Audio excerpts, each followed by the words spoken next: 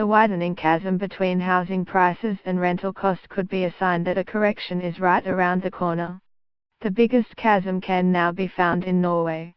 That's the finding of a study of 20 advanced economies by Moody's Investor Service looking at the dynamic between house prices and what it defines as a market equilibrium.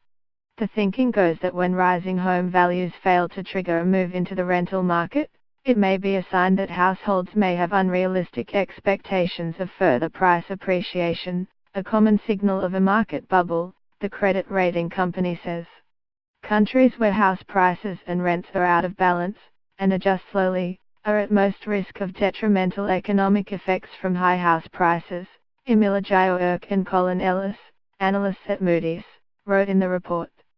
And, according to their findings, Australia ranks right near the bottom of the list of the countries they looked at. The housing market of Norway, Scandinavia's richest economy, has seen prices surge in recent years amid record low interest rates and massive fiscal stimulus measures by the government. Its market is now the most overvalued, followed by Belgium, Germany and France where prices appear to be the most stretched, according to Moody's. What's more, Norway also has the highest home ownership rate of the countries in the study at almost 85%, suggesting a price correction could have a wide adverse effect on the economy, financial stability and credit conditions, Moody's says. And now the market is showing signs of cooling, sparking concern of a possible economic downturn.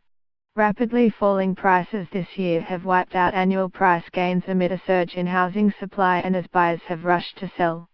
With an overvalued housing market since 2010, Norway is the most vulnerable of all the countries analyzed, Moody says.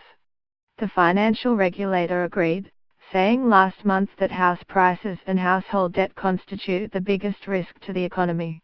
The OECD in a report this week also said the government should prepare for a possible house price correction, saying prices appear overvalued. The central bank is playing cool for now. Norwegian Central Bank Governor Øystein Olsen, who last week signaled he's preparing to raise interest rates as soon as next year, says he expects a soft landing. Nordic economies also have a major advantage. Their strong safety nets act like backstops for people in financial distress. Norway also sits on a $1 trillion wealth fund, so there's no shortage of cash should the safety net need a fill up. Bloomberg.